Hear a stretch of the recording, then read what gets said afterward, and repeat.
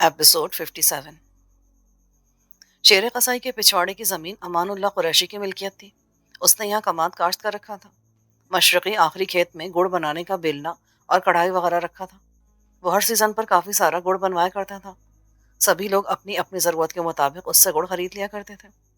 गाँव के सभी घरों में गुड़ का इस्तेमाल अमूमी तौर पर बहुत ज़्यादा था। ये ना सिर्फ रोज़ दहकाई जाने वाली हुक्के की चिलमों में डाला जाता था, बल्कि मवेशियों की खुराक का लाजमी जुज़ भी था। अक्सर घरों में चीनी की जगह चाय में गुड़ डाला जाता था, जिससे चाय ज्यादा जायकेदार हो जाती थी। मैं कमाद की खुशखोरी पर चलता हुआ बेलने के करीब पहुंचा। कान लगाए। अंदाजा हुआ कि गांव जाग रहा था। लोगों की मिली जुली आवाजें मक्खियों की भिनभिनाहट की तरह फिजा में फैली हुई थी। यह तय था कि अगर किसी की नजर मुझ पर पड़ जाती तो फिर मेरी खैर नहीं थी। शेर कसाई के पिछवाड़े की नुक्कड़ से झांक कर देखा। हयात खान के दारे की बत्तियां रोशन थी। मेरे सामने पक्की सड़क थी, जिसके पार दुकानों की कतार थी। बख्शू लोहार का सुनसान छप्पर दिखाई दे रहा था। मैं नजर बचाकर खाले के दरवाजे तक पहुंच सकता था, मगर दस्तक देने का खतरा मोल नहीं ले सकता था, क्योंकि दस्तक की आवाज से आसपास के तमाम लोग चौंक जाते और मुझे खाले के दरवाजे पर खड़ा देखकर कयामत बर्पा कर देते। दीवार फांदने के लिए भी मुझे दरवाजे की तरफ ही जाना था। अगर मैं छप्पर के जरिए दुकान पर चढ़ने की कोशिश करता तो छप्पर के जमीबोस होने का खदशा था।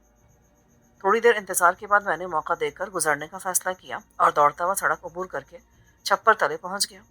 यहाँ से हयात खान के दारे के अंदर झांका जा सकता था। दारे के मेहमान खाने की ट्यूबलाइट रोशन थी। यकीनन यारन खान की हवेली पर होने वाला डाकुओं का हमला और पुलिस की अंधाधुंध फायरिंग जेर बहस होगी। बरामदे और लॉन में कोई नहीं था। मौका अच्छा था। मैं खाले की वैगन और दीवार के बीच बिल्ली की फुर्ती से चलता हुआ दरवाजे के करीब पहुंचा। दस्तक देने में एहतमाल था, इसलिए मैं चिकनी मिट्टी की बनी हुई निस्बतन कम बुलंद दीवार फांद गया। सहन हस्ब तवक्को खाली था, जबकि खाले के कमरे में नीची वट पर लालटेन जल रही थी, जिसकी पीली रोशनी देसी तर्ज के चौबी दरवाजे की दरजों से झांक रही थी। मैं दबे पांव चलता हुआ दरवाजे पर आया। एक बड़ी दरज से झांक कर देखा। कमरे में खाला अकेला नहीं था। कोई और, शायद बिल्लो या गफूरा और पूरी या शीदो बराबर की चारपाई पर लिहाफ में दुबका हुआ था। मैंने आहिस्तगी से दरवाजा बचाया। 2-3 मरतबा मध्यम दस्तक दी। खाला बेदार होकर दरवाजे की तरफ देखने लगा। मैंने सरगोशी की। खाले, मैं शह रहा हूँ, दरवाजा खोलो। वो छलांग लगाकर बिस्तर से निकला और झट से दरवाजा खोलकर मुतफक्किर अंदाज में बोला, ओ तू, इस वक्त खैर तो है? मैंने उसे बाजू से पकड़ा और दुकान में ले गया। निहायत कम बुलंद आवाज में बताने लगा, खैर है भी और नहीं भी। तुमने मुझे खानजादी का गिला दिया था ना, आज मेरा हाथ उस तक पहुंच गया और मैं यारन खान की हवेली से उसे निकाल लाया हूँ। वो बहुत बुरी हालत में। क्या तू होश में तो है ना? तूने तो कहा था कि वो मियाँ दिलबर हुसैन के पास है। अब यारन खान का नाम ले रहे हो। ये किस्सा क्या है? लंबी कहानी है, बाद में सुनाऊंगा। फिलहाल तुम अपनी बीबी जी को संभालो और उसे उसकी हवेली पहुंचाओ। रास्ते में तमाम बातें पूछ लेना। मैं उसे कब्रिस्तान में खानजादों के खानदानी मकबरे में जिन्हों भूतों से डरता छोड़कर आया हूँ। अपनी वैगन निकालो और उसे फिलफोर उसके घर पहुंचाओ। और तुम? उसकी शक्ल मारे हैरत और घबराहट के बिगड़ गई थी। मैं साईं नूरन आगा की खबर लेने जा रहा हूँ। यार खाले, मैं बड़ी मुश्किलों में घिर गया हूँ, दुआ करना। ये अपना नूरपुर बड़ा पुरस्कार हो गया है। कभी मिल बैठे तो बताऊंगा। क्यों, यहाँ ऐसा क्या हो गया? चल खैर छोड़ इस बात को। ये बता, वो मकबरे में अकेली बैठी है या उसके पास कोई है? अकेली है यार। क्या उसे डर नहीं लगता? पहले मैं उसके साथ था, अब अकेली है। जाहिर है डर के मारे कांप रही होगी। तभी कहता हूँ फौरन निकल जाओ। सवाल जवाब उससे कर लेना।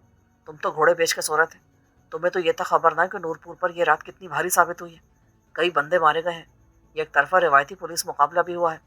यारन खान इस वक्त अपने बाल नोच रहा होगा या आग बगूला फिरता हुआ अपने शैतानी महल की राहदारियों में फिर रहा होगा। पुलिस मुर्दे उठा के ले गई होगी।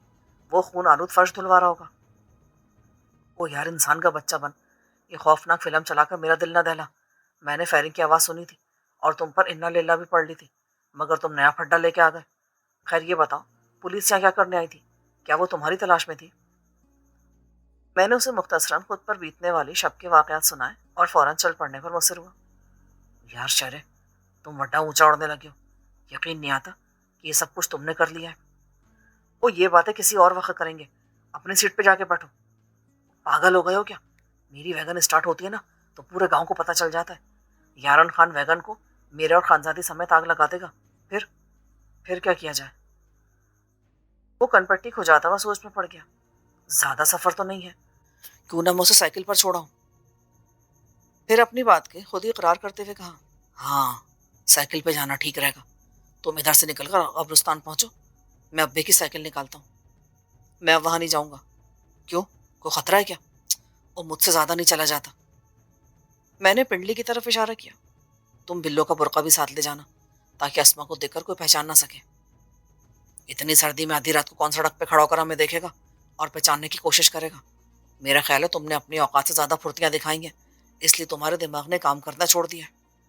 نہیں کھالے، پولیس والے علاقے میں چکراتے پھرتے ہیں، ہو سکتا ہے یارن خان کے بچے کچے کارندے بھی میری تلاش میں نکلے ہوں۔ وہ تمہیں اور اسما کو دیکھ کر پکڑ لیں گے اور سارا بنا بنائے کھیل بگڑ جائے گا۔ زیادہ عقل مند نہ بنو اور جیسا کہہ رہا ہوں ویسا کرو۔ کھیس کی بکل مار لو اور اسما کے لیے بلو کے برقعے کی بجائے ماسی کا ٹوپی والا برقع لے جاؤ، اسے پہن کر اسما بوڑھی لگے گی۔ ایسے وقت میں حیات خان کے دائرے کے باہر لوگوں کی آوازیں ابھری۔ خالے نے اٹھ کر دروازے کی درازوں سے جھانکا، پھر طنزیہ بولا، نورپور کے سبھی 30 مار خاں فاتحانہ انداز میں ڈنڈے لہراتے ہوئے اپنے اپنے گھروں کو جا رہے ہیں۔ میری برہمی دیکھ کر وہ جلدی سے اپنے کمرے میں گیا۔ تھوڑی دیر بعد پلٹا تو اس کے ہاتھ میں نہ صرف برقع تھا بلکہ اس نے میری ہدایت کے مطابق صوتی کھیس کی بکل بھی مار رکھی تھی۔ میرے مطالبے کے بغیر اس نے مجھے پانی کا بھرا ہوا گلاس اور پیراسیٹامول کی 2 گولیاں تھما دی۔ یہ لو، شیر مار کر گولیاں کھا لو، درد میں کچھ افاقہ ہو جائے گا۔ پیٹ میں لگنے والے ٹیکے تو بڑا درد کرتے ہیں۔ میں نے گولیاں پھانکی، پانی پیا اور کھڑا ہو گیا۔ اس نے دروازہ کھول کر سائیکل نکالی، ارد گرد دیکھ کر مجھے باہر آنے کا اشارہ کیا۔ شہرے، کوئی خطرے وطرے کی بات تو نہیں ہے نا؟ کھالے، کیا تجھے مجھ پہ بھروسہ نہیں رہا؟ اگر تو ڈر رہا ہے تو پلٹ جا، میں جانوں اور میرا کام۔ ہاں، ایک بات کا دھیان رکھنا، تیری بی بی جی نے مجھے نہیں پہچانا، میں نے اسے اپنا نام ظفر اقبال بتایا ہے، یاد رکھنا، اسے مت بتانا کہ میں شہر ہوں، پوچھے تو کوئی ہینکی پینکی مار دینا۔ کیوں؟ تو نے کوئی کل کھلایا کیا؟ وہ نہیں یار، تو پھر تمہیں اپنا آپ چھپانے کی ضرورت کیوں پڑی؟ ویسے ہی یار، تم تو بال کی کھال کھینچنا شروع کر دیتے ہو۔ وہ مجھ سے نفرت کرتی ہے، اس لیے میں نہیں چاہتا کہ وہ تجھے اچھا سمجھنے لگے۔ چل فکر نہ کر، وہ تم پر صبح شام ڈاکٹری نسخے کے مطابق لانتے بھیجے گی۔ اوکے یار جی، تم اپنی راہ لو، میں اپنی، زندگی رہی تو پھر ملیں گے۔ اس نے ارد گرد دیکھا اور داہنے پیر کا زور پیڈل پر ڈال کر سائیکل کو ایڑ لگا دی۔ میں چھپر تلے لکڑی کے موٹے ستون سے چمٹ کر کھڑا تھا تاکہ اچانک نمودار ہونے والے کسی شخص کی فوری نگاہ مجھ پر نہ پڑے۔ خالے کی سائیکل کا ہر عضو ویگن کی طرح مختلف آوازیں نکالتا تھا، مگر بخشو لوہار کی ٹھوکا ٹھاکی کی بدولت اسے قابل اعتماد سواری قرار دیا جا سکتا تھا۔ خالہ گھبراہٹ میں نکلا تھا کیونکہ اسے پوری طرح معاملے کی سنگینی کو سمجھنے کا وقت نہیں ملا تھا۔ اگر میری سنائی ہوئی کہانی میں بی بی جی کا کلائمیکس شامل نہ ہوتا تو وہ کھری کھری سنا کر رضائی میں سر منہ لپیٹ لیتا اور اتنی آسانی سے ہرگز اتنی سردی میں قبرستان کا رخ نہ کرتا۔ مجھے اندازہ تھا کہ اسما کو سامنے پا کر اس کا دل پسلیاں توڑ کر باہر نکل آئے گا اور تب اس پر کھلے گا کہ میں نے اسے اسما کے قرب کا کتنا بڑا اور کھلا موقع فراہم کیا تھا۔ وہ نہ صرف میرا ممنون ہوگا بلکہ اس کا قلبی شکوہ بھی آپ و آپ تحلیل ہو جائے گا۔ وہ باتوں باتوں میں اسما کی بربادی کا تمام تر ملبہ مجھ پر ڈالتا تھا اور سمجھتا تھا کہ میں نے میڈم کو مالی منفعت دیتے ہوئے اسما کے ساتھ سخت زیادتی کا ارتکاب کیا تھا۔ وہ حق بجانب نہیں تھا، مگر میرے موقف کو تسلیم کرنے کا روادار بھی نہ تھا۔ مجھے سوچنے کے لیے چند منٹوں کے لیے گوشہ عافیت کی تلاش تھی۔ ویگن پر نگاہ پڑی تو یہ مسئلہ بھی حل ہو گیا۔ میں ویگن میں گھسا اور فرش پر ایک سیٹ سے ٹیک لگا کر بیٹھ گیا۔ گن جھولی میں رکھ کر آئندہ کا لاہ عمل ترتیب دینے لگا۔ مجھے بغیر کسی ٹھوس وجہ کی یقین ہو چلا تھا کہ میڈم کی اماں اور چھوٹا بھائی سیمو نورپور میں ہی کہیں موجود تھے۔ اگر وہ نورن آغا کی حراست میں تھے تو لامحالہ طور پر انہیں مزار کے احاطے میں ہونا چاہیے تھا۔ یہ بھی بعید از امکان نہ تھا کہ نورن آغا نے انہیں کسی اور خفیہ ٹھکانے پر پہنچا دیا ہو۔ کیارن خان کو اگر برکت مسیح نے خبردار کر دیا کہ اس کی حویلی پر حملہ انہی دونوں مخفیوں کی وجہ سے کیا گیا ہے تو اس کا فوری رد عمل یہ ہونا چاہیے تھا کہ وہ پہلی فرصت میں ان کا ٹھکانہ بدل دیتا۔ یعنی ہر صورت میں میرے پاس مہلت کم تھی۔ جو بھی کرنا تھا اللہ کی آس پر فلفور کر گزرنا تھا۔ مجھے شکرے کی طرح سود و ضیاء کو پسے پوچھ ڈال کر اپنے شکار پر جھپٹنا تھا۔ پیر سردی کے مارے شل ہوئے جاتے تھے۔ اپنی برہنہ پائی کا احساس شدت سے ہونے لگا۔ یاد آئے کہ خالے نے دکان کا دروازہ کھلا چھوڑ دیا تھا۔ میں اس امید کے سہارے ویگن سے نکل کر دکان میں گھسا کہ مجھے بخشو لوہار کا ایمرجنسی جوتا مل جائے گا جسے وہ کبھی کبھار پہنا کرتا تھا۔ میری امید بڑھ لائی اور ٹائر کی بنی ہوئی مخصوص صاف کی چپل مل گئی۔ چپل پہن کر باہر نکلا اور چیتے کسی صورت سے دبے پاؤں دوڑتا ہوا شیر قصائی کے عقبی کھیت میں کھوری پر پہنچ گیا۔ بیلنے کے قریب سے گزر کر کماد کی اوٹ لیتا ہوا مولادات کے گھر کی طرف بڑھا۔ غیر متوقع طور پر میرا کتوں سے کہیں بھی ٹکراؤ نہیں ہوا۔ شاید فائرنگ اور مسجد میں ہونے والے اعلان کے بعد لوگوں کے گھروں سے نکلنے کی وجہ سے وہ ڈر کر ڈیروں کی جانب بھاگ گئے تھے۔ تھوڑی دیر میں ماسٹر ولی محمد والی گلی عبور کر گیا۔ گلی سنسان تھی۔ اسی گلی کی سیدھ میں چاچے چراغ کا جلا ہوا گھر واقع تھا۔ مولادات کے گھر اور مولوی کے حجرے کے عقب سے گزر کر لمبا چکر کاٹ کر میں سائیں جگجیت شاہ کے مزار کے پچھواڑے والے جنگل میں پہنچا۔ یہیں میں نے رات کو اپنا لباس اور سامان چھپایا تھا۔ تھوڑی دیر بعد میں سائیں نورن آغا کی رہائش گاہ کے پچھواڑے کھڑا چپل اتار رہا تھا۔ اسی دیوار کے ذریعے میں 2 مرتبہ پہلے بھی اس گھر کی چھت پر چڑھا تھا۔ ایک مرتبہ دن چڑھے دلجیت کو بیدار ہوتے دیکھ کر لوٹ آیا تھا۔ دوسری مرتبہ اسے مکھن کے بال کی طرح نکال کر اپنے ڈیرے پر لے گیا تھا، جہاں وہ میرے ہاتھوں اپنے اعمال کی پاداش میں بدترین انجام کا شکار ہوا تھا۔ آج مجھے پھر یہی مسافت درپیش تھی۔ تھوڑی سی کوشش سے میں چھت پر کمروں کی درمیانی منڈیر پر پہنچا۔ 3 اطراف کمرے اور ایک طرف ہال کے درمیان صحن اور یو شکل کا برآمدہ نظر آ رہا تھا۔ شمالی گوشے میں سیڑھیوں کے نیچے سائیں دلجیت کا کمرہ تھا، جس میں اس وقت اس کے گدی نشین سائیں نورن آغا کو محو استراحت ہونا چاہیے تھا، کیونکہ سائیں دلجیت کے بعد یہ بیڈ روم اسی کے زیر تصرف تھا۔ خالے کی بہم پہنچائی ہوئی معلومات کے مطابق باقی کمروں میں سائیں دلجیت کی 2 بیوائیں اور اولاد مقیم تھی۔ چونکہ نورن آغا کی یہاں رہائش خانزادوں کے مفاد میں جاتی تھی، اس لیے وہ نامحرم ہونے کے باوجود سائیں دلجیت کے پسماندگان کے ساتھ ایک ہی چھت تلے رہائش پذیر تھا۔ میں نے گن کو فائر پوزیشن میں تھاما اور ذہن سے خوف و وسوسے سے جھٹک کر محتاط انداز میں سیڑھیاں اتر گیا۔ سائیں دلجیت کا بیڈ روم غیر متوقع طور پر غیر مقفل تھا۔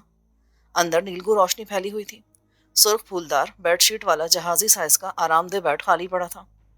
مجھے حیرت ہوئی اور مایوسی کا سامنا کرنا پڑا اور آسام میں یک لخت تھکن اوت کر آئی۔ اونٹ کاٹتا میں واپس پلٹا۔ دوسرے کمروں میں جھانکنا فضول تھا، چونکہ وہ نورن آغا اپنے کمرے میں نہیں تھا، ہال میں تھا یا مزار میں، اس لیے میں نے چھت کے راستے باہر جانے کی بجائے مین گیٹ کا رخ کیا۔ میری توقع کے عین مطابق گیٹ کھلا ہوا تھا۔ گیٹ کھلنے سے کوئی آواز پیدا نہ ہو، اس خیال سے میں نے گیٹ کو نہایت آہستگی سے کھولا اور مزار کے احاطے میں داخل ہو گیا۔ دائیں جانب ہال اور حجرے کی کھڑکیوں پر نظر ڈالی۔ نورن آغا ادھر نہیں تھا، کیونکہ کھڑکیاں غیر روشن تھیں۔ میری دانست میں اسے سائیں جگجیت کے مقبرے میں ہونا چاہیے تھا۔ میں دبے پاؤں چلتا مزار کی طرف بڑھا۔ میں نے ذرا پلٹ کر پارکنگ پر ایک اچٹتی ہوئی نگاہ ڈالی۔ سائیں دلجیت کی سیاہ رنگ کے بونٹ والی سرخ ٹویوٹا کرولا اپنی مخصوص جگہ پر کھڑی دکھائی دی۔ اس کے علاوہ پارکنگ میں کوئی اور گاڑی نہیں تھی۔ مجھے اطمینان ہوا کہ یہاں نورن آغا کے علاوہ کوئی نہیں تھا جو میری راہ میں مزاحم ہوتا۔ مزار سے ملحقہ ملنگوں والے بڑے کمرے کا دروازہ بند تھا۔ بتی بجھی ہوئی تھی۔ میں دبے پاؤں 24 بلیوں والے بڑے سے دروازے تک گیا۔ دھکیل کر دیکھا، اندر سے کنڈی چڑھی ہوئی تھی۔ مزار کے عجیب الوضع ملنگ باب زندگی کا بیشتر حصہ ایک نقطے پر ٹھہر کر دونوں جہانوں کی سیر کرنے میں گزار دیتے تھے۔ کوئی بھنگ کے گھوٹے کو دنیا کے ہر دکھ کی دوا مانگتا تھا، کسی کے نزدیک چرس کا دم زندگی کے سینے میں خوابناک سانسوں کا سور پھونکتا تھا، تو کسی ملنگ کے کام و دہن کا ماجرا کپی سے شروع ہوتا اور قے پر ختم ہو جاتا تھا۔ انہی کے دم فیض سے مزار کی فضا سارا دن حق سائیں جگجیت اور سچا سخی دلجیت شاہ کے نعروں سے گونجتی تھی۔ مزار کو خالی پا کر میرا ذہن جھنجھنا اٹھا۔ مایوسی کی کٹیلی لہر رگوں پے میں سرایت کر گئی۔ نورن آغا یہاں بھی نہیں تھا تو کہاں گیا تھا؟ اس کمبخت کو زمین نگل گئی یا آسمان اٹھا لے گیا؟ مجھے کچھ سجھائی نہیں دے رہا تھا۔ میری آنکھوں کے سامنے یارن خان کی حویلی کا تہخانہ گھوم گیا۔ میں نے کبھی یہ نہ سوچا تھا کہ اس حویلی کے نیچے اتنا پراسرار اور خفیہ تہخانہ ہوگا، جس کا میکینزم عام ذہن کی دسترس سے بارہ تر تھا۔ اگر میں پرویز پر قابو نہ پا لیتا اور وہ مجھے تہخانے میں داخلے کے راستے کی نشاندہی نہ کرتا تو میں ساری عمر چکراتا رہتا مگر تہخانے میں داخل نہ ہو پاتا۔ اسی طرح برکت مسیح نے مجھے محفوظ سرنگ کے راستے سے گزار کر پولیس کے گھیرے سے نکال دیا تھا۔ مجھے یقین سا ہوگا کہ مزار کے احاطے میں بھی کوئی ایسی خفیہ پناہ گاہ موجود تھی جہاں تک عام انسانی ذہن کی رسائی ممکن نہیں تھی۔ اسی خیال سے تقویت پا کر میں مزار کی دیواروں کو، قبر اور 24 کھڑکیوں کو ٹھوک بجا کر دیکھنے لگا، مگر 10-15 منٹ کی محنت کا انجام نہایت مایوس کن ثابت ہوا۔ شدید نو کے احساس ناکامی نے بدن میں ایک دم نقاہت بھر دی اور میں چند زور زور کی سانسیں لے کر اونچی ریلنگ دار قبر سے ٹیک لگا کر بیٹھ گیا۔ سردی اور کتوں کے کاٹے کا اثر ہونے لگا، سر چکرانے لگا۔ میں نے شام کا کھانا کھایا تھا جو بھاگ دوڑ میں ہضم ہو گیا تھا۔ پیٹ خالی ہونے کی وجہ سے کمزوری بھی ہونے لگی، تاہم مجھے اپنی حالت زار کی زیادہ پرواہ نہ تھی اور میرا ذہن اس نقطے پر اٹکا ہوا تھا کہ مجھے نورن آقا کو کیسے اور کہاں تلاش کرنا چاہیے۔ بیڈ روم سے نکلنے کے بعد وہ یہاں نہیں آیا تھا، ہال اور حجرے میں نہیں گیا تھا تو پھر کہاں گیا تھا؟ ذہن میں خیال ابھرا، کہیں وہ یارن خان کے یہاں نہ پہنچ گیا ہو، کہ حویلی کی اچانک بدل جانے والی صورتحال کا جائزہ لے سکے۔ اس صورت میں بھی اسے کسی بھی وقت لوٹنا تھا۔ میں تھوڑا اوپر کی جانب کھسکا، جہاں بیٹھنے سے مزار کے کھلے دروازے سے احاطے کا مین گیٹ دکھائی دینے لگا۔ اب جو بھی باہر سے مزار کے احاطے میں داخل ہوتا وہ فوراً میری نگاہوں میں آ جاتا۔ میرے پاس گھڑی نہیں تھی۔ مزار کی دیواروں پر نگاہ دوڑائی، مبادا کے وال کلاک نصب ہو، مگر دیواروں پر سائیں جگجیت کے قلمی پورٹریٹ، شیشہ لگی الماری میں اس کے ذاتی استعمال کی متبرک اشیاء اور دیواروں پر چسپاں رنگ برنگی آرائشی ٹائلیں دکھائی دے رہی تھیں۔ گھڑی نہیں تھی۔ چاند کی ماند پڑتی چاندنی کو دیکھ کر اندازہ کیا جا سکتا تھا کہ 3 سے اوپر کا وقت ہے۔ اگر یہ رات یوں ہی نامراد گزر جاتی تو مجھے اگلی رات کے آنے تک کہیں چھپ کر وقت گزارنا تھا، جو نہایت تکلیف دہ کام تھا۔ میرا پٹھانوں والا روپ اب مجھے فائدہ نہیں دے سکتا تھا، کیونکہ لمبے تڑنگے جنگجو پرویز، یارن خان کے دستے راز برکت مسیح اور اسٹیچو قسم کے گارڈ داؤد مہانے نے مجھے اس حلیے میں دیکھ لیا تھا۔ وہ مجھے دن کے اجالے میں بآسانی پہچان سکتے تھے۔ میں بے دہانی میں اپنی زخمی پنڈلی پر ہاتھ پھیر رہا تھا جب اچانک میری تمام تر حصے بیدار ہو گئی۔ میرے کانوں میں کٹک کی مخصوص مگر نہایت کمزور آواز پڑی۔ میں نے بے ساختہ سانسیں روک لی۔ چند لمحوں بعد میرے بدن کو خفیف سے جھٹکا لگا، یوں جیسے کم شدت والا زلزلہ آیا ہو۔ میں نے قبر کی ٹیک چھوڑی اور آنکھیں پھاڑ کر قبر کو دیکھنے لگا۔ میری چھٹی حس نے خبردار کیا تھا کہ قبر میں کوئی گڑبڑ ہے۔ ناکافی روشنی کے باعث دیر تو لگی، مگر مجھے قبر میں پیدا ہونے والی نہایت خفیف سی حرکت کا اندازہ ہو گیا۔ پوری کی پوری قبر پیروں کی جانب نہایت آہستگی سے سرک رہی تھی۔ میرے اعصاب میں بجلی بھر گئی اور میں اچھل کر قبر کی پائنتی کی جانب جا کھڑا ہوا۔ میری گن کا رخ قبر کے سرہانے کی جانب تھا، کیونکہ میں فی الفور اس نتیجے پر پہنچ گیا تھا کہ قبر کے نیچے راستہ تھا جس سے کوئی برآمد ہونے والا تھا، اور دہانہ یقینی طور پر قبر کے سربالن واقع تھا۔ میرا اندازہ درست ثابت ہوا۔ چند لمحوں بعد جب قبر 1.5 فٹ کے قریب سرک گئی اور رک گئی تو ریلنگ پر سے ایک سر نمودار ہوا۔ جو ہی وہ مجھے دیکھے بغیر قبر کے پہلو میں آیا، میں نے للکارا، خبردار، ایک قدم بھی بڑھایا تو گولی مار دوں گا۔ وہ یوں اچھلا جیسے اس کے پیروں میں اچانک کوئی سانپ پھنکارا ہو۔ بجلی کسی تیزی سے پلٹا، مگر گن پر نگاہ پڑتے ہی چابی والے کھلونے کی طرح ساکت ہو گیا۔ وہ نورن آقا تھا، جسے میں نے پلک جھپکنے کسی دیر میں مخصوص وضع قطع کے سبب پہچان لیا تھا۔ نورن آقا، اپنے ہاتھ اوپر اٹھا لو ورنہ۔ اس نے میرے حکم کی فوری تعمیل کی اور لرزتی آواز میں بولا، تم کون ہو اور کیا چاہتے ہو؟ اس نے مجھے نہیں پہچانا تھا، کیونکہ میں نسبتاً تاریک گوشے میں تھا۔ آغا، میں موت کا دوسرا نام ہوں، جلدی بتاؤ، یارن خان کا مال کہاں ہے؟ کون سا مال؟ میرا خان جی سے کیا تعلق؟ تمہارا دماغ تو ٹھیک ہے نا؟ تم نے حویلی پر حملہ کیا تھا؟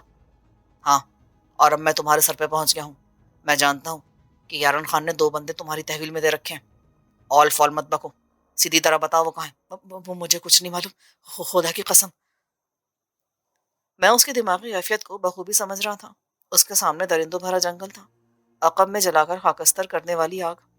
میری گولی سے بچتا تو یارن خان کے ہاتھوں بدترین موت کا شکار ہو جاتا۔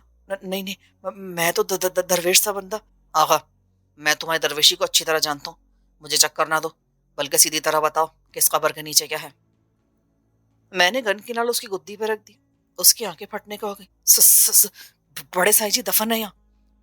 تم سائیں کی مالش کرنے گئے تھے نیچے؟ ساتھ ہی میں نے قبر کی طرف دیکھا۔ میری توجہ ہٹنے کے بعد وہ بغیر کوئی آواز پیدا کیے اوپر کی جانب پھسک گئی تھی، جس سے تہخانے کا دہانہ بند ہو گیا تھا۔ میں نے گن پر دباؤ بڑھایا، چلو تہخانے کا دروازہ کھولو۔ چونکہ اندھیرا تھا، اس لیے میں اس کے سرخ و سفید چہرے پر موت کے ہولناک سایوں کا رقص دیکھنے سے محروم تھا، مگر اس کی آواز سے متراشی غیر معمولی ارتعاش سے اس کی زبوں حالی کا اندازہ کر سکتا تھا۔ تم وہاں جا کر کیا کرو گے؟ کچھ نہیں، وہاں صرف چلہ کشی کا اجرا ہے۔ میں نے اسے ایک سماعت چکن گالی سے نوازا اور دانت پیس کر اپنا حکم دہرایا۔ وہ زانی تھا۔ ایسا شخص دلیر نہیں ہوتا، بزدل ہوتا ہے۔ اس نے فوراً سپر ڈال دی اور سر جھکا کر قبر کی طرف بڑھا۔ بڑی سی سبز چادر کے نیچے ہاتھ ڈال کر کوئی لیور کھینچا۔ کٹاک کی آواز سنائی دی۔ پھر قبر کے تکیے کی جانب کھڑا ہو کر دونوں ہاتھوں سے پائنتی کی طرف دھکیلنے لگا۔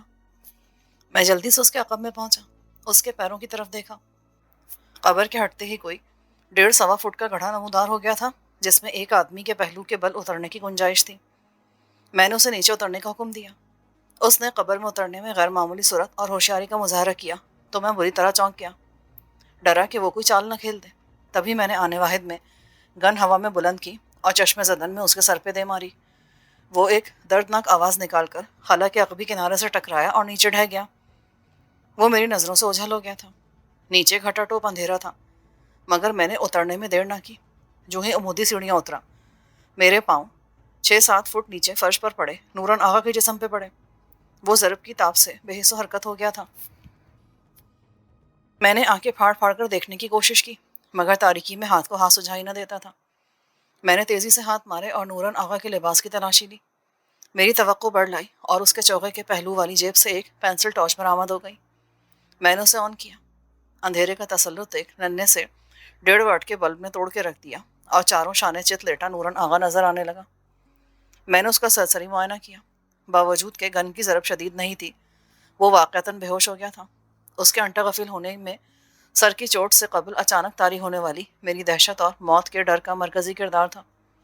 میں نے روشنی میں قبر کو آگے کھسکانے کا میکینزم تلاش کرنے کی کوشش کی، مگر دیوار پر کوئی سوئچ بورڈ یا لیور نہیں ملا۔ میں سمجھ گیا کہ اس میں کوئی برقی نظام کام نہیں کرتا، بلکہ اسے کھولنے اور بند کرنے کے لیے ہاتھوں کی مدد سے دھکیلا جاتا تھا۔ اس میں کوئی ننھا سا لاک لگا ہوا تھا جو کھلتے وقت کٹاک کی آواز پیدا کرتا تھا۔ باہر والا لاک سبز چادر کے نیچے چھپا تھا۔ اندر والا لاک لیور ڈھونڈنے کے باوجود نہیں ملا تو میں نے قبر کو کھلا چھوڑ کر آگے بڑھنے کا فیصلہ کیا اور پلٹ کر اس سرنگ کا جائزہ لیا جہاں میں کھڑا تھا۔ وہاں سرنگ کی بلندی 6-7 فٹ تھی۔ جنوبی جانب 3-4 فٹ کے بعد فرش بلند ہو جاتا تھا، جس کی وجہ سے سرنگ کی اونچائی کم ہو کر محض 3-4 فٹ رہ جاتی تھی۔ سبھی دیواریں بے رنگ مگر پلستر شدہ تھیں۔ میں نے آغا کے بدن کو کھینچ کر تنگ راہداری میں ڈالا، کنپٹی پر زور سے گن کا کندہ مارا۔ اس نے عالم بے ہوشی میں ایک زوردار جھٹکا لیا۔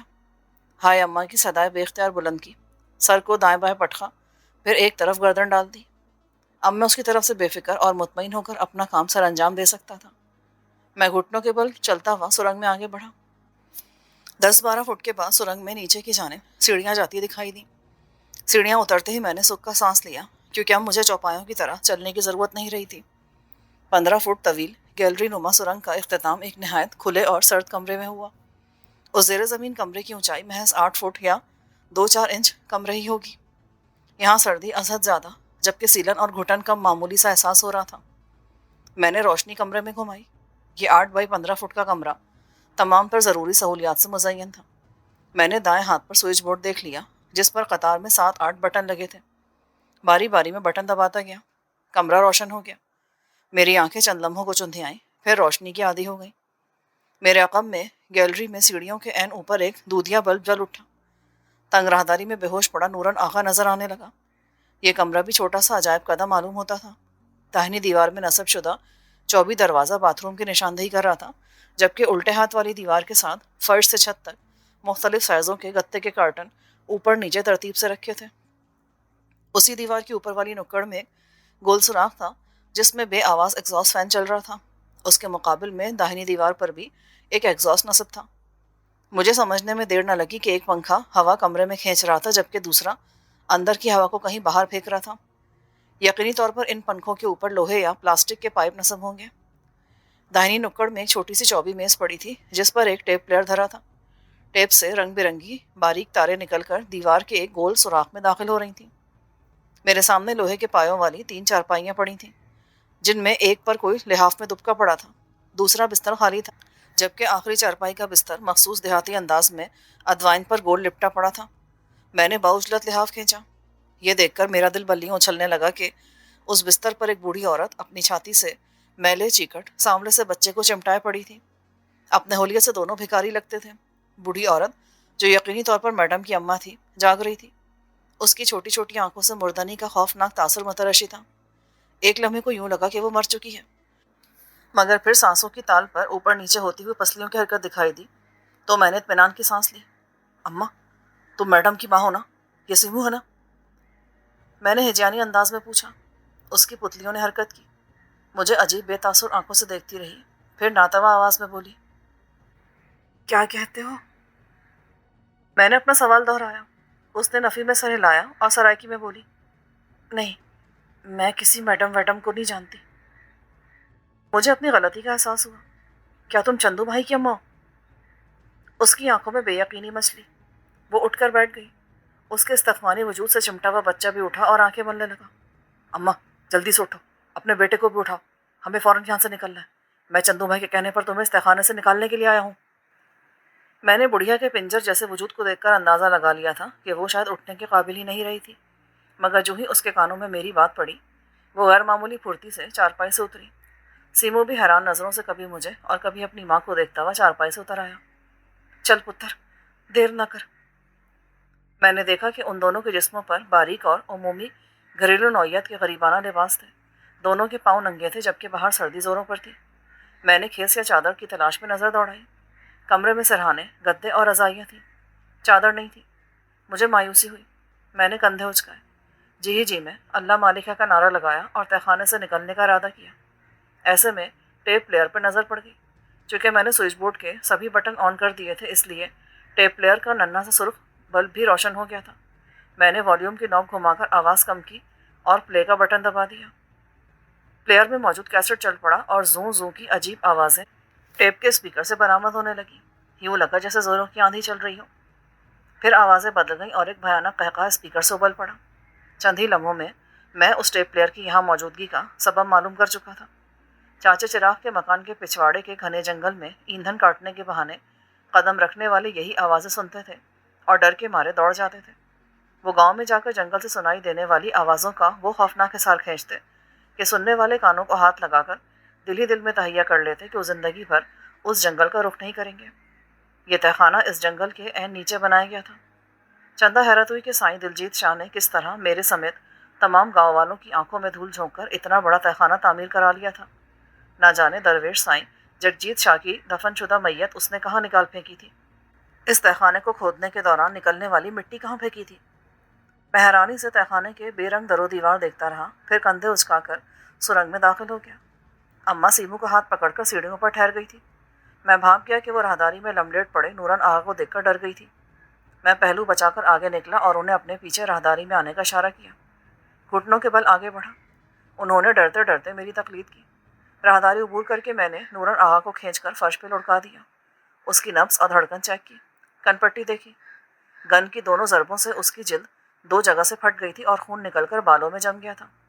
اس کی حالت دیکھ کر میں نے اندازہ کیا کہ وہ کم و بیش 4-5 گھنٹوں سے پہلے ہوش میں آنے والا نہیں تھا۔ ہمیں کسی محفوظ جگہ پر پہنچنے کے لیے اتنی مہلت کافی تھی۔ سیڑھیوں پر لگے ہوئے بلب کی روشنی میں مجھے چھت میں لگا ہوا ننھا سا آہنی کنڈا نظر آیا۔ اسے کھینچ کر دیکھا تو پتہ چلا کہ وہ قبر نما ڈھکن کا قفل تھا۔ کونے میں ایک ننھا سا سوئچ بورڈ بھی آویزا تھا جس پر صرف ایک بٹن تھا۔ میں نے اسے آن کیا، کچھ نہ ہوا۔ پھر آف کیا تو سرنگ کے پار جلنے والی سبھی بتیاں گل ہو گئیں۔ میں نے دوبارہ آن کیا مگر کوئی بتی روشن نہ ہوئی۔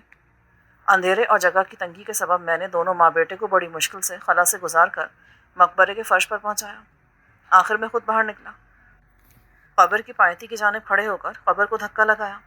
وہ سر کی جانب کھسک گئی اور کٹاک کی آواز کے ساتھ لاک ہو گئی۔ اماں ششتر کھڑی قبر کو گھور رہی تھی۔ قبر میں اترنے والا کبھی باہر نہیں نکلتا۔ اس کے لیے تصور بڑا خوفناک تھا کہ وہ چند لمحے پہلے قبر سے نکلی تھی۔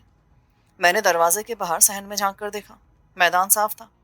آج کی رات میری خوش بختی عروج پر تھی اور میری انگلی تھام کے چل رہی تھی۔ دونوں کو ساتھ لیے میں پرسکون چلتا مزار کے احاطے سے نکل آیا اور جنوبی سندھ بڑھا۔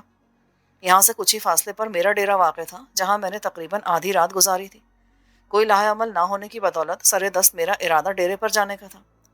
آدھا سفر طے کر لیا تو ایک خیال کوندے کی طرح ذہن میں لپکا اور میں بے اختیار رک گیا۔ ان دونوں کو ایک کھال کے بنے پر درختوں کے بیچ بٹھایا اور دوڑنے کے سے انداز میں چلتا ہوا مزار کی طرف بڑھا۔ چند لمحوں بعد میں مزار کے پچھواڑے جنگل میں تھا۔ میں نے اپنے چھپا کر رکھے ہوئے سامان سے اپنا لباس نکالا اور واپسی کا قصد کیا۔ اماں کے پاس پہنچ کر اپنے خون آلود چست لباس کے اوپر کھلا لباس اور کوٹ پہن لیا، چادر اوڑھ لی۔ خون آشام رات کے تمام نقوش چھپ گئے تھے۔ سردی کا احساس بھی کم ہو گیا تھا۔ گن کو لباس میں چھپا لیا اور پگڈنڈی پر چل پڑا۔ وہ دونوں میرے پیچھے آ رہے تھے۔ میں نے عذرائے ہمدردی کہا، اماں دیکھ کر چلنا، پیروں میں کوئی کانٹا نہ چپ جائے۔ نہیں بیٹا، رب سونا ہم جیسے غریبوں کو لکڑی کی تیلیاں لگا دیتا ہے، کانٹے کیا کہتے ہیں؟ ساری عمر انہی کانٹوں پر چلتے گزری ہے ننگے پاؤں، کام کاج کرتی رہی ہوں۔ وہ درست کہہ رہی تھی۔ میں نے اس کا گھر اور رہن سہن دیکھا تھا۔ وہاں رہ کر زندگی کی ناؤ کھیدنے والی عمر رسیدہ عورت کا بدن کانٹوں کا عادی ہو جاتا ہے۔ ان دونوں کی بازیابی پر میرا دل فرط مسرت سے معمور ہو گیا تھا۔ میں نے ایک انہونے کام کو پایہ تکمیل تک پہنچانے میں کامیابی حاصل کی تھی۔ پلٹ کر جنگل میں چھپا کر رکھا لباس میں نے اس لیے نکال کر پہنا تھا کہ میرا خون آلود چست لباس میرے لیے پریشانی کا باعث نہ بنے۔ اس لباس میں میری رقم بھی موجود تھی۔ میں نے فوراً ارادہ کیا کہ میں اپنے ڈیرے پر رکنے کے بجائے سیدھا چلتا رہوں۔ 5-6 کلومیٹر کا فاصلہ آدھے گھنٹے میں طے کر کے میں طلوع فجر سے پہلے بڑی سڑک پر پہنچ سکتا تھا، جہاں سے مجھے ملتان کے لیے بس یا ویگن مل سکتی تھی۔ الگ صبح نکلنے والی گاڑیوں میں سیٹ بآسانی مل جایا کرتی تھی۔ میں طویل سفر پیادہ کر سکتا تھا، جبکہ اماں اور سیمو ناتواں تھے۔ تبھی میں نے پوچھا، اماں، کیا تم 3-4 میل پیدل چل لو گی؟ کیوں نہیں پتر، میں بھی چل لوں گی، اور میرا پتر سیمو بھی۔ اماں کا حوصلہ دیکھ کر مجھے اطمینان ہوا۔ اپنے ڈیرے کے سامنے پہنچ کر میں ایک ذرا رکا، حسرت کرا نظروں سے دیکھا اور پھر ہوا میں ہاتھ لہراتے ہوئے دل میں کہا، الوداع میرے نور پور، الوداع۔ قسمت نے ساتھ دیا تو پھر کبھی آؤں گا تمہیں دن کے اجالے میں کھلے عام دیکھنے کے لیے۔ آج مجبور ہوں، مگر کسی مجبوری کو ہمیشگی نہیں ملتی۔ چشم تصور میں غزالہ کا سراپا لہرایا، ایک دل پرور آواز روح سے کھیلی، اللہ تمہارا نگہبان ہو میرے شہریار، سونا رب تمہیں اپنی حفظ امان میں رکھے۔ مجھے کھال کے نکے پر پڑا ہوا ایک ڈنڈا مل گیا، اسے اٹھا کر ہاتھ میں پکڑ لیا تاکہ کتوں کے متوقع حملے سے بچا جا سکے۔ مجھے پتا تھا کہ یہ وقت کتوں کے جاگنے کا نہیں تھا، مگر کہتے ہیں کہ کتوں سے نہیں، کتوں کی کتیائی سے ڈرنا چاہیے۔ ہم تینوں آگے پیچھے فصلوں کے بیچ پگڈنڈیوں پر چل پڑے۔